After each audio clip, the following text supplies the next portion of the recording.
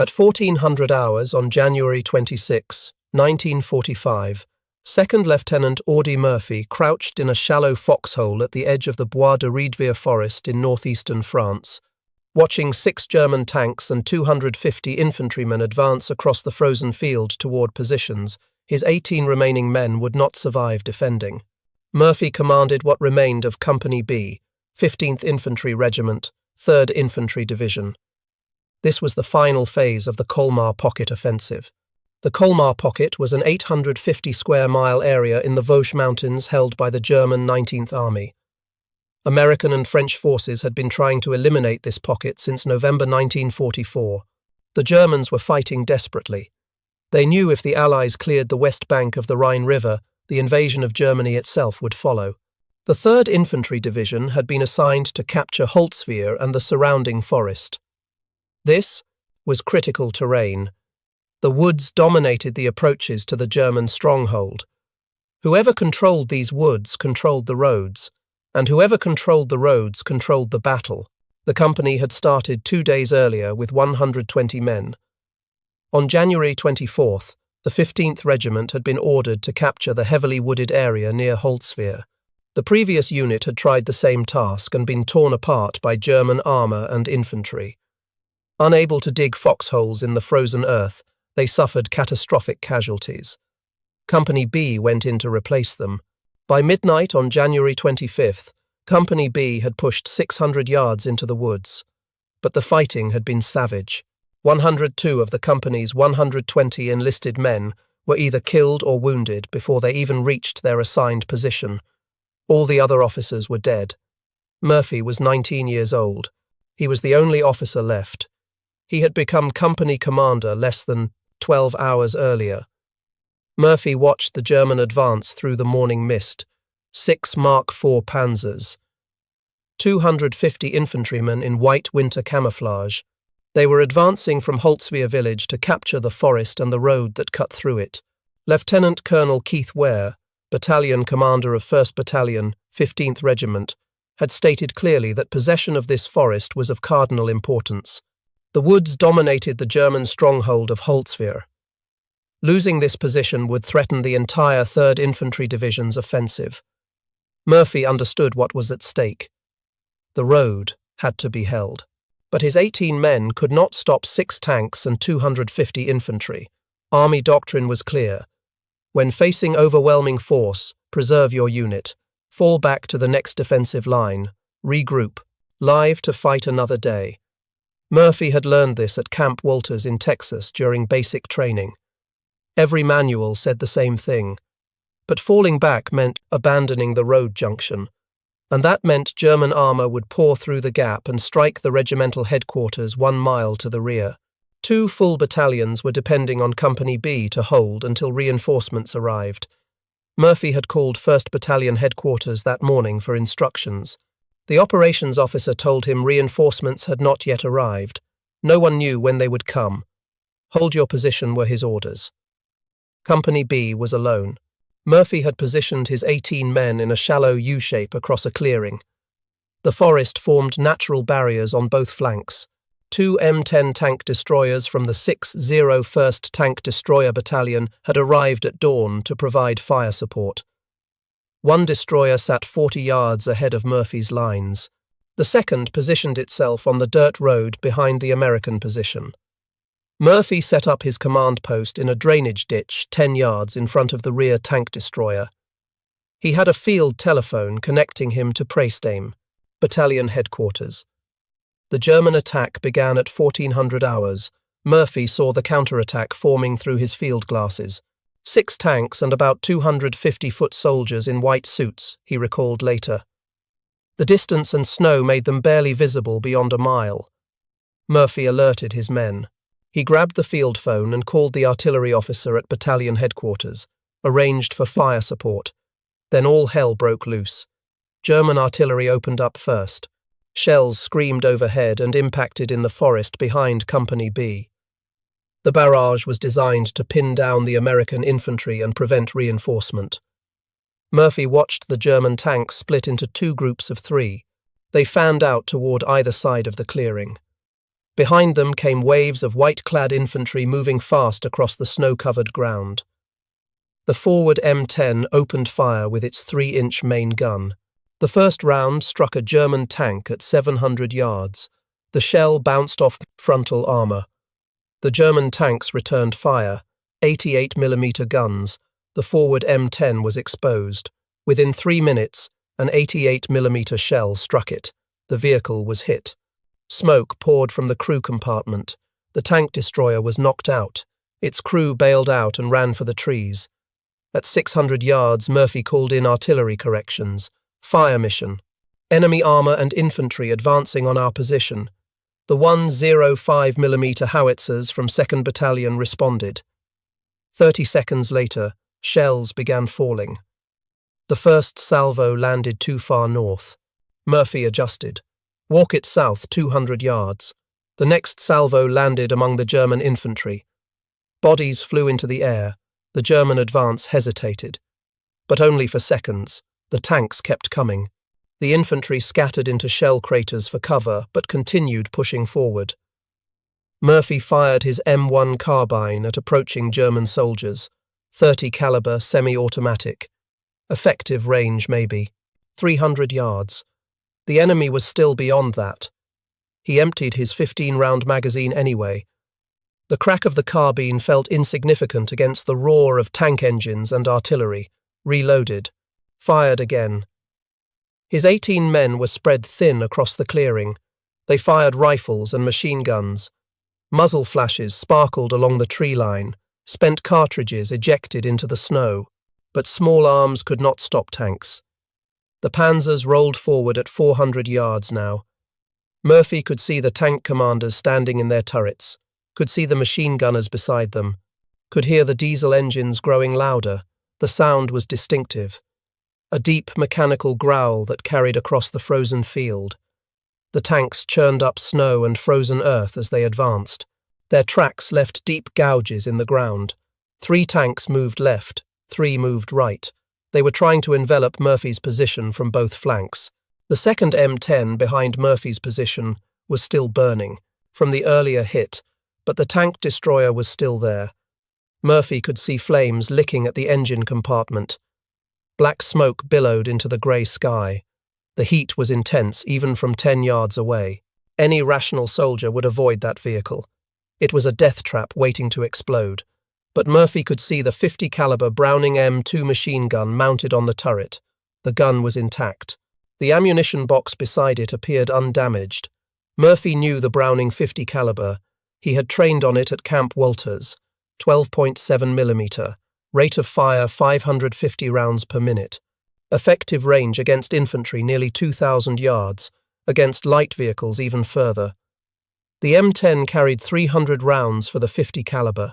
That gun could reach every German soldier in that field. Murphy looked at his 18 men. They were exhausted. They had been fighting for 2 days straight. They had watched 102 of their friends die or fall, wounded. They were down to their last ammunition.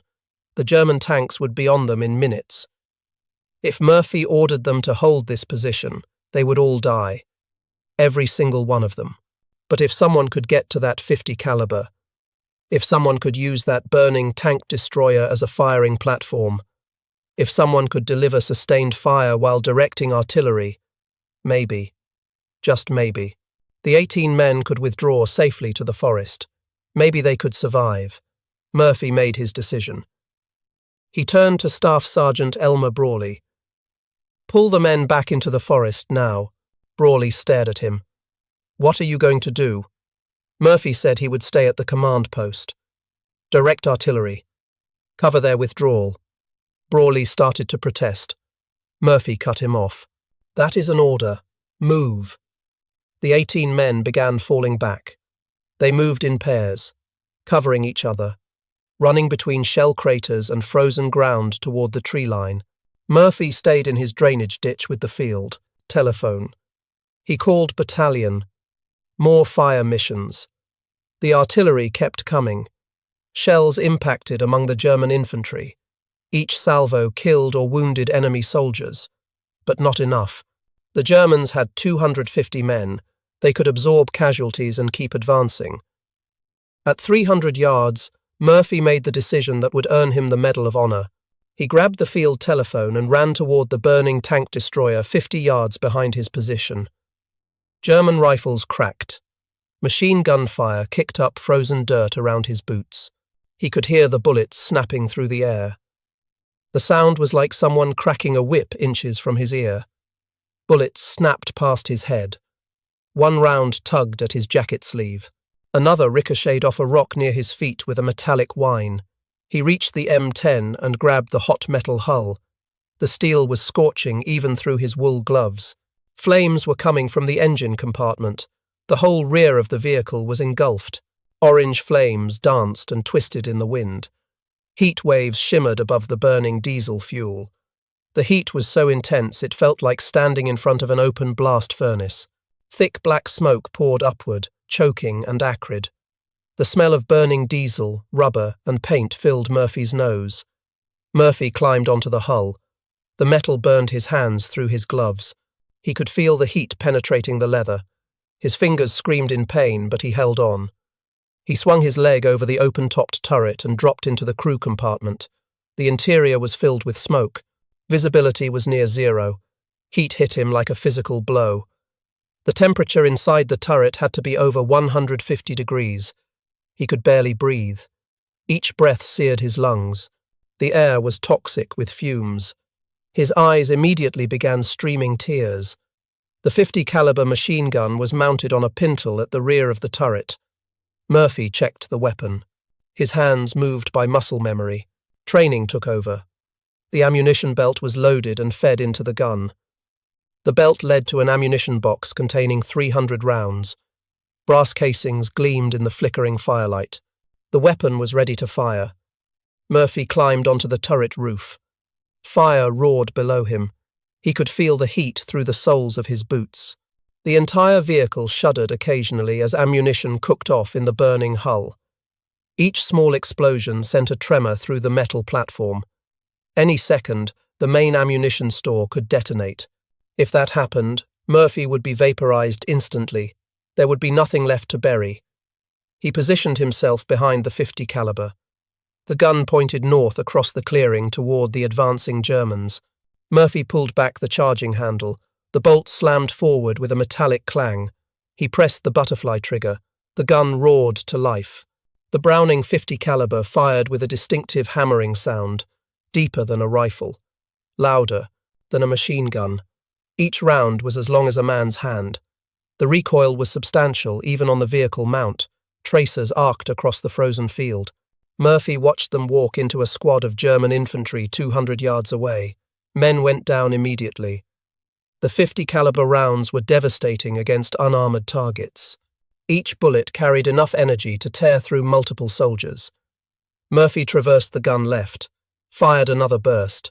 More Germans fell. He could see them trying to find cover. But the clearing offered little protection. The frozen ground was too hard to dig into. Shell craters from the artillery barrage provided some shelter, but not enough. Murphy kept firing. The barrel began to glow. Spent brass casings ejected from the right side of the gun and clattered onto the turret roof around his feet. The casings were still hot.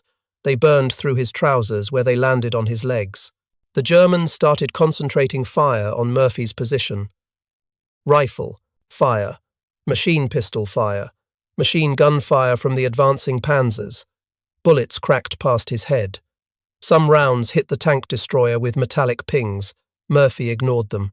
He kept the .50 caliber hammering. A German squad tried to flank right through a drainage ditch. Murphy spotted them at 100 yards. He swung the gun toward them and held down the trigger. 20 rounds. 30 rounds. The entire squad was cut down. Staff Sergeant Elmer Brawley, who witnessed the engagement from the edge of the woods, later testified that the German infantrymen got within 10 yards of Lieutenant Murphy, who killed them in the draws, in the meadows, in the woods, wherever he saw them. The lead German panzer fired its main gun. The 88mm shell hit the M10's hull below Murphy. The whole vehicle shuddered violently. The explosion sent hot metal fragments flying. Murphy felt something punch into his leg, sharp, burning pain. Blood soaked through his wool trousers. Immediately. He looked down briefly. The leg wound was bleeding, but not arterial. He could still stand. He ignored the pain and kept firing. The German infantry reached 150 yards. Murphy could see their faces clearly now. Young men. Some looked terrified, some looked determined. All were advancing despite the casualties piling up around them. They had not expected resistance from a burning tank destroyer. They thought the burning vehicle would be avoided by any rational soldier. Now they were dying because of it. Murphy fired burst after burst. The ammunition belt fed smoothly through the weapon. Every fifth round was a tracer. Murphy watched the tracers arc into enemy formations, watched German soldiers drop, watched others dive for cover. The field was becoming littered with bodies, dead Germans, wounded Germans crawling back toward their lines. The snow was turning red in places. Murphy continued directing artillery fire. He had propped the field telephone on the turret beside him. Between bursts from the .50 caliber, he shouted coordinates into the phone. The artillery battery responded with precision. Shells landed behind the German tanks, behind the advancing infantry. Each salvo killed more enemy soldiers. The combination of artillery and machine gun fire was devastating. For 1 hour, Murphy stood on that burning tank destroyer. The vehicle became his fortress and his potential grave. The Germans tried everything to dislodge him. They tried flanking right through a shallow drainage ditch. Murphy spotted them at 70 yards. He swung the gun toward them. The turret moved smoothly on its bearing despite the damage. He held down the trigger. The .50 caliber roared. 20 rounds. 30 rounds. The entire squad was cut down. Bodies tumbled into the ditch. They tried flanking left through a small copse of trees. Murphy traversed the gun, fired controlled bursts, 3-second bursts. The trees splintered under the heavy machine gun. Fire. Bark exploded. Branches fell. The Germans behind the trees fell with them. They tried direct assault up the middle. 2 platoons. Maybe 60 men. They came in a rush, running across open ground. White camouflage suits against white snow. Murphy fired continuous bursts. The gun overheated. The barrel glowed cherry red, but it kept firing. German soldiers fell in rows. They stumbled over their dead comrades. They slipped in blood and snow. They kept coming anyway. Murphy kept firing. The assault broke 30 yards from his position. The survivors ran back toward Holtzwihr. The German tank commanders tried to get clear shots. The panzers maneuvered for firing positions, but the M10 sat in a slight depression.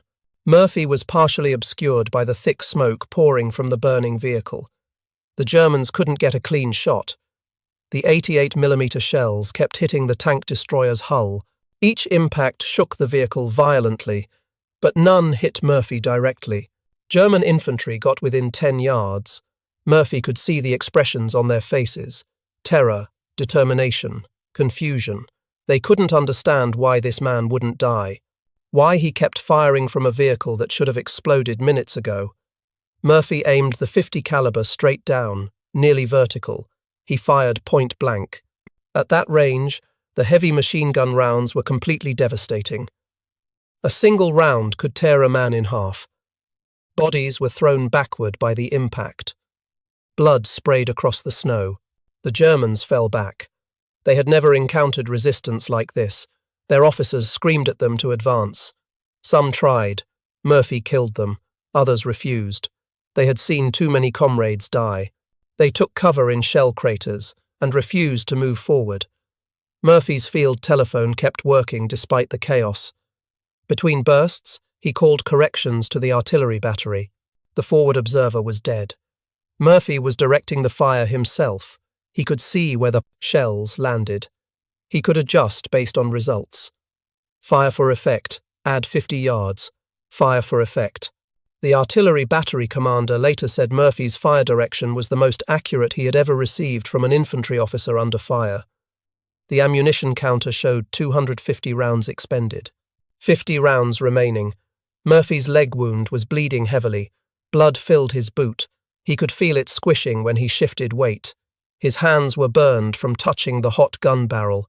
The smoke from the fire made his eyes water constantly. Tears streamed down his face. He could barely see through the smoke and tears. His lungs ached from breathing the toxic fumes, but he kept the gun firing. The German attack was falling apart. Their infantry had taken massive casualties.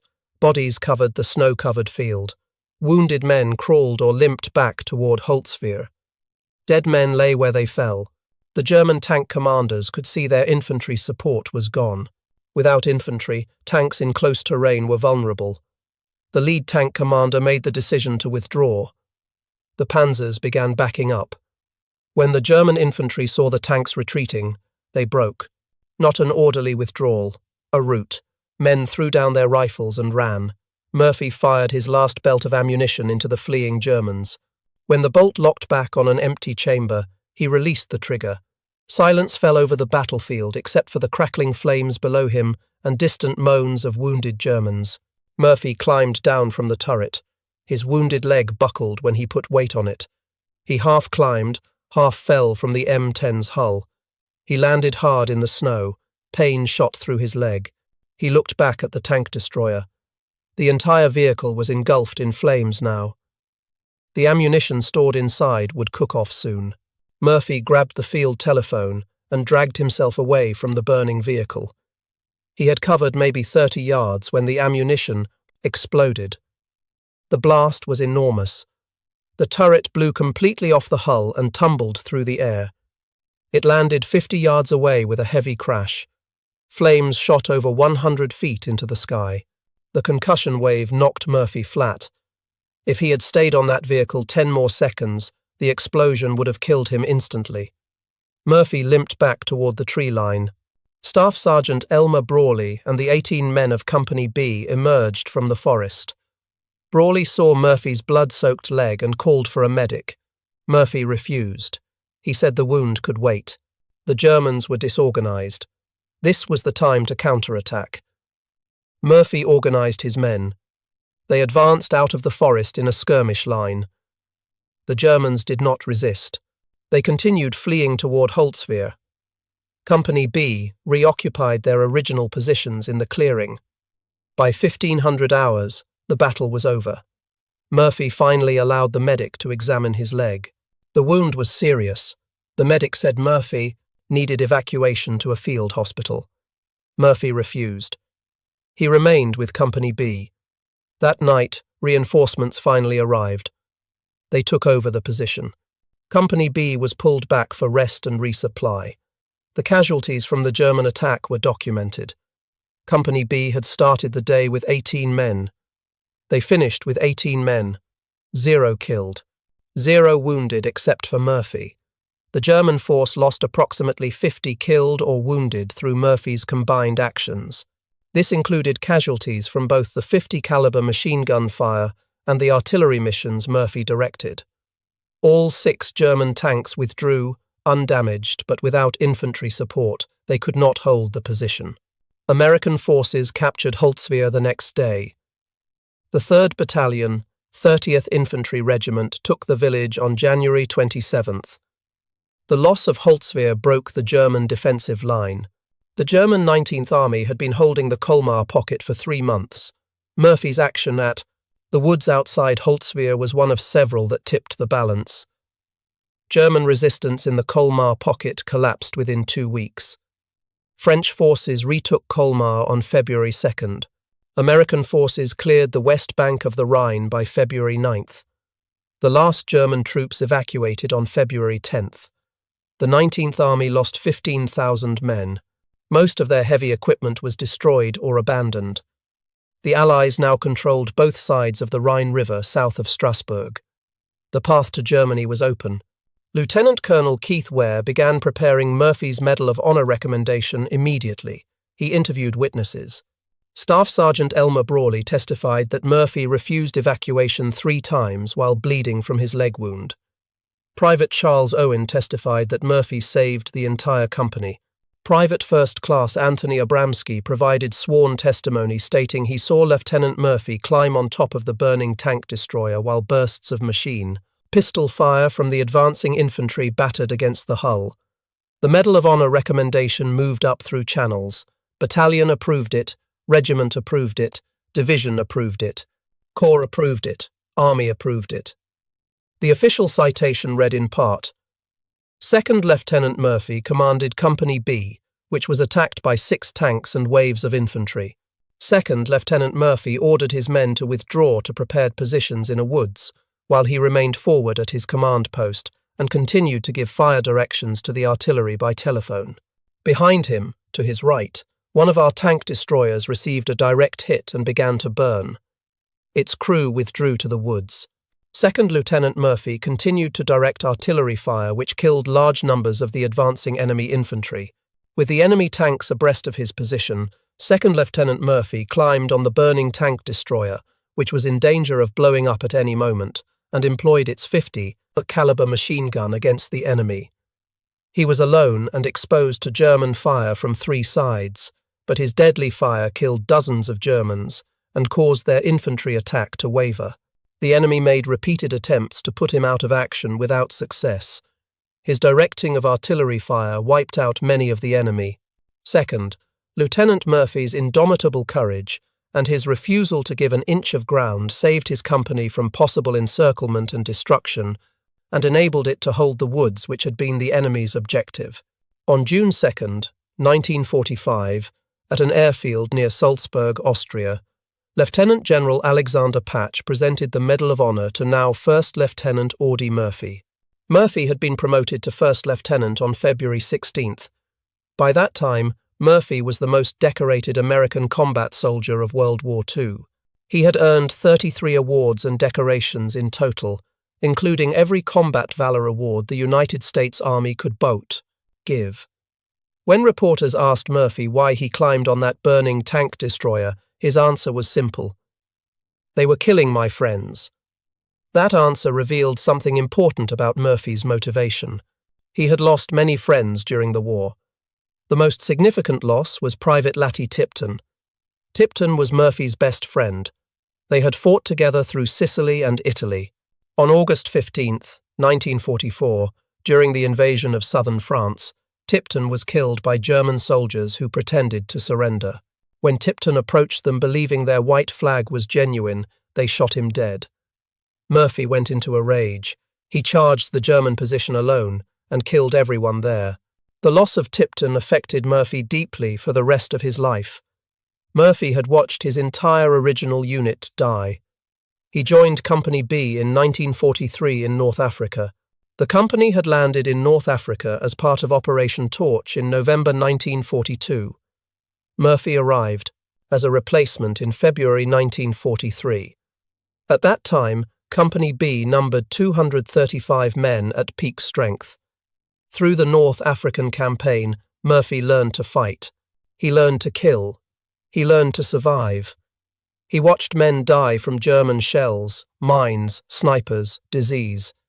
The desert was brutal, the heat was suffocating, water was scarce.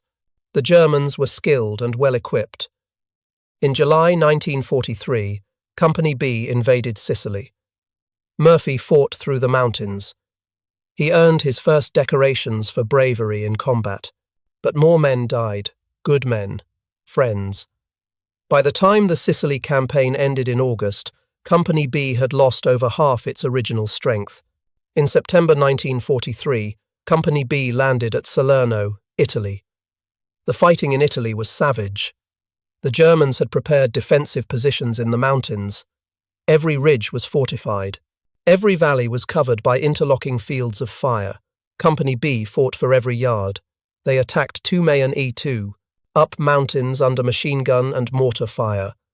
They slept in the rain, they ate cold rations, they watched more friends die. Murphy proved himself repeatedly in Italy. He earned battlefield promotions. From private to private, first class to corporal to sergeant, each promotion came because the man above him had been killed or wounded. By January 1944, Murphy was a staff sergeant. He led a squad. Then a platoon. The men trusted him because he kept them alive. In August 1944, Company B participated in Operation Dragoon, the invasion of southern France. That's when Murphy lost Latty Tipton. By October 1944, Murphy was the only survivor from the original Company B that had landed in North Africa. Everyone else was dead, wounded, or transferred. He carried the weight of all those losses. Every death, every name, every face. When Murphy was commissioned as a second lieutenant in October 1944, he had already survived longer than almost anyone in the regiment. Most infantry officers in World War II lasted about 2 weeks in combat before being killed or wounded. Murphy had been in continuous combat for 21 months. He should have been dead 10 times over, but he kept fighting, and he kept his men alive. That burden drove him to take extreme risks at Holtzwihr. He had already lost so many friends that his own survival seemed less important than protecting the men still alive. Murphy's promotion to first lieutenant came on February 16, 1945. He was reassigned from Company B to regimental headquarters as a liaison officer. The army did not want to risk losing its newest hero in combat. Murphy spent the remainder of the war in this role. He participated in the Rhine crossing in March. He was present at the capture of Nuremberg in April. He was in Bavaria when Germany surrendered on May 8. Murphy was discharged from the United States Army on September 21, 1945. He left with the rank of first lieutenant. His disability rating was 50% for combat fatigue, what today would be diagnosed as post-traumatic stress disorder. Actor James Cagney saw Murphy's photograph on the cover of Life magazine in July 1945. Cagney had a policy of helping returning veterans. He contacted Murphy and invited him to Hollywood. Murphy was skeptical but accepted the offer. Murphy moved to Hollywood in October 1945. His film career began slowly with small parts in B-movies. He appeared in Beyond Glory in 1948, then Texas, Brooklyn and Heaven, then Bad Boy in 1949. Directors found him difficult to cast. He looked too young. His voice was too soft. He had no formal acting training. Critics described his early performances as wooden and unconvincing. But Murphy worked hard. He took acting lessons from coach Estelle Harmon. She taught him how to project his voice, how to find the truth in a scene, how to relax in front of the camera. Murphy studied other actors. He watched John Wayne films to learn screen presence. He studied Gary Cooper to learn understated intensity. He practiced his diction by reciting dialogue from William Shakespeare and William Saroyan. Gradually he improved. Murphy appeared in 26 films between 1948 and 1955. Most were westerns, low-budget horse operas produced quickly and cheaply. Sierra, Kansas Raiders, The Cimarron Kid, The Duel at Silver Creek, Column South, Gunsmoke. Murphy played cowboys, sheriffs, outlaws, soldiers. He was popular with audiences but never became a major star. His breakthrough came in 1955 with To Hell and Back. Universal Studios adapted Murphy's autobiography into a major motion picture with a budget of $1.4 million. Murphy played himself. The film depicted his experiences from joining the army through his Medal of Honor action. The film. Holtzwihr scene was the climax. Murphy stood on a mock-up tank destroyer and fired a prop machine gun while explosions went off around him. Director Jesse Hibbs used practical effects. Real fire. Real explosions. The production designer built a replica M10 tank destroyer that could safely burn during filming. Murphy later said filming that scene brought back intense memories. He had nightmares for weeks afterward. He would wake up screaming, back in that burning vehicle with Germans advancing and his friends dying. To Hell and Back was released in October 1955. It became the highest-grossing film in Universal Studios history until Jaws in 1975. The film earned over $6 million domestically. It made Murphy wealthy. He earned residuals for years. The film played in theaters continuously for years. It was re-released multiple times. It eventually appeared on television where new generations discovered Murphy's story. Murphy continued acting through the 1960s. He appeared in 18 more films between 1956 and 1969. The Quiet American with Michael Redgrave, Night Passage with James Stewart, No Name on the Bullet, Cast a Long Shadow, The Unforgiven with Burt Lancaster and Audrey Hepburn, 40 Guns to Apache Pass. Murphy's acting had matured. He was popular with audiences. Critics praised his authenticity. Murphy moved like a real soldier. He handled weapons correctly. His action scenes looked genuine because they were. Murphy knew combat. He knew how men moved under fire. That knowledge showed on screen. But wealth did not bring peace. Murphy struggled with severe post-traumatic stress disorder symptoms throughout his adult life. He experienced nightmares every night. He would wake up screaming. He slept with a loaded Colt .45 pistol under his pillow every night for the rest of his life. He developed chronic insomnia and became addicted to prescription sleeping pills. In 1966, Murphy decided to quit the sleeping pills. He checked himself into a motel room for 1 week and went through withdrawal without medical supervision. It was brutal. He suffered seizures, hallucinations, and severe physical pain. When he emerged after 7 days, he was clean. He never took sleeping pills again. Murphy spoke publicly about this experience. He became one of the first prominent veterans to openly discuss post-traumatic stress disorder. This was revolutionary. In the 1960s, mental health issues among veterans were considered shameful. Men were expected to come home from war and simply move on with their lives. If they couldn't, they were considered weak, cowards, failures. Murphy refused to accept this. He was the most decorated American soldier of World War II. Nobody could question his courage. He used that credibility to speak truth about the psychological wounds of war. He gave interviews to magazines. He appeared on television talk shows. He discussed his nightmares openly. He talked about waking up with his hands around his wife's throat, thinking she was a German soldier. He described sleeping with a loaded pistol for 25 years. Murphy testified before Congress multiple times between 1966 and 1970.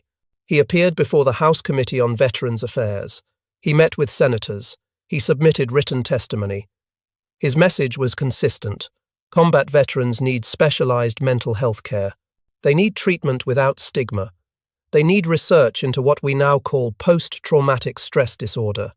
Murphy met with Veterans Administration officials. He toured VA hospitals. He talked with doctors and psychiatrists. He pushed for funding for research. He demanded that the VA establish programs specifically for combat trauma. Most importantly, he put a face on the issue. When Americans thought about PTSD, they thought about Audie Murphy, the hero, the Medal of Honor recipient, the man who saved 18 soldiers by climbing onto a burning tank. If Audie Murphy needed help, then needing help wasn't weakness. Murphy's advocacy contributed directly to the eventual establishment of comprehensive PTSD treatment programs in the Veterans Administration hospital system. The diagnosis of post-traumatic stress disorder wasn't officially recognized until 1980, 9 years after Murphy's death. But the groundwork he laid made that recognition possible. The Audie L. Murphy Memorial VA Hospital in San Antonio, Texas, was dedicated in 1973 specifically because of his advocacy work. The hospital specializes in treating combat veterans with PTSD. Thousands of veterans have received treatment there. Many credit Murphy's advocacy with saving their lives. Murphy married twice. His first marriage to actress Wanda Hendricks in 1949 ended in divorce in 1951. He married Pamela Opal Lee Archer in April 1951. They had 2 sons. Terry Michael Murphy was born in 1952. James Shannon Murphy was born in 1954. The marriage lasted until Murphy's death 20 years later. By 1970, Murphy was struggling financially. He had invested poorly in business ventures. He owed back taxes to the Internal Revenue Service. He was working constantly to pay his debts. On May 28, 1971, Murphy was flying from Atlanta, Georgia to Martinsville, Virginia for a business meeting. He was a passenger in a private Aero Commander 680 aircraft. The pilot was Herman Butler, who held a private pilot certificate. Butler was not instrument rated. This was a critical factor. Flying without instrument rating means a pilot is only qualified to fly in clear weather when they can see the ground. Butler was not legally qualified to fly in the weather conditions he encountered. He had over 8,000 hours total flight time. This seemed like extensive experience, but he had only 6 hours in this specific aircraft type. The Aero Commander 680 handled differently than other aircraft Butler had flown. He wasn't fully familiar with its systems or flight characteristics. Also aboard were the plane's owner, 2 other businessmen, and 1 additional passenger. 6 people total. The flight departed Atlanta in marginal weather conditions. Weather reports indicated deteriorating visibility along the planned route. The pilot encountered severe weather over the Blue Ridge Mountains near Roanoke, Virginia. Heavy fog reduced visibility to near zero. Mountain flying requires clear visibility. Pilots must be able to see terrain to avoid obstacles. Butler was attempting to navigate by instruments but was not qualified to do so. He had never been trained in instrument flying. He didn't have the skills to maintain aircraft control without visual reference to the horizon. The National Transportation Safety Board investigated the crash. The NTSB determined that Butler had continued flying into deteriorating weather conditions. He flew too low. He was trying to stay below the clouds so he could see the ground. This is called scud running. It's one of the most dangerous things a pilot can do. Flying low in poor visibility in mountainous terrain gives zero margin for error. At approximately 1100 hours local time, the plane crashed into Brush Mountain at an elevation of approximately 3,400 feet. The aircraft hit trees at high speed. The impact was catastrophic. The aircraft disintegrated. All 6 people aboard were killed instantly. Murphy was 45 years old. He had survived 27 months of frontline combat in World War II. He had earned every valor award the United States Army could give. He had stood on a burning tank destroyer and refused to die. And now he was gone in a random plane crash caused by pilot error. Murphy's body was not recovered for 3 days. Search crews had difficulty finding the crash site in the dense forest and rugged terrain. Fog continued to hamper search efforts. When they finally located the wreckage on May 31st, they identified Murphy's body through his military identification tags and dental records. Murphy's funeral services were held on June 4th and June 7th, 1971. Murphy was buried at Arlington National Cemetery on June 7th with full military honors. The funeral procession was elaborate. An honor guard from the 3rd Infantry Division participated. A caisson drawn by horses carried his flag-draped casket. A riderless horse with boots reversed in the stirrups followed in the military tradition honoring fallen warriors. Murphy's grave is in Section 46, Site 366-11. The headstone is simple regulation white marble. It lists his name, rank, dates of birth and death, and the Medal of Honor. The grave has become one of the most visited sites at Arlington National Cemetery. Only President John Kennedy's grave receives more visitors. Over 100,000 people visit Murphy's grave annually. In January 2000, the village of Holtzwihr, France, erected a permanent memorial at the site where Murphy made his stand. The memorial dedication took place on January 29th, 55 years after the battle. The memorial is a stone monument approximately 8 feet tall, with a bronze plaque mounted on the front. The plaque depicts Murphy in relief sculpture, standing and firing the .50 caliber machine gun from the tank destroyer turret. The background shows the forest and advancing German forces. The inscription is in both French and English.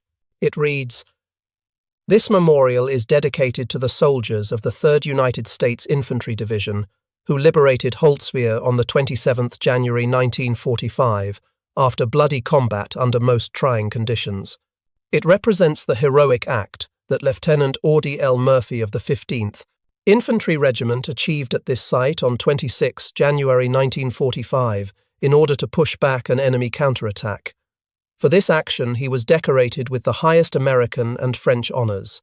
The memorial stands in an open field north of Holtzwihr village, where the German tanks advanced 75 years earlier. The location was determined through study of period maps, after-action reports, and survivor testimony. Visitors can stand at the memorial and look south across the clearing toward Holtzwihr. The view Murphy had is largely unchanged. The village is still visible. The road he defended still runs through the area. The Bois de Riedwehr forest, where his 18 men took cover, still stands along the eastern edge of the field. In winter, snow covers the ground just as it did in 1945. Murphy's legacy extends beyond the medals and decorations he earned. He fundamentally changed how the American military thinks about individual initiative and courage under fire. Before Holtzwihr, military doctrine heavily emphasized unit cohesion and collective action. After Holtzwihr, doctrine began acknowledging that sometimes one soldier in the right position at the right moment with the right skills can change the outcome of an entire battle. Modern special operations forces trace part of their doctrinal lineage to examples like Murphy's action. Murphy also fundamentally changed how America treats combat veterans with psychological trauma. His public advocacy for mental health treatment helped destigmatize post-traumatic stress disorder at a time when seeking such help was seen as weakness. His advocacy contributed directly to the eventual establishment of comprehensive PTSD treatment programs in the Veterans Administration hospital system. The Audie L. Murphy Memorial VA Hospital in San Antonio, Texas, was dedicated in 1973 specifically because of his advocacy work. The United States Military Academy at West Point includes Murphy's Holtzwihr action in its curriculum on combat leadership. Officer candidates analyze Murphy's decision-making process. The case study examines when it is appropriate for a commander to sacrifice himself for his unit.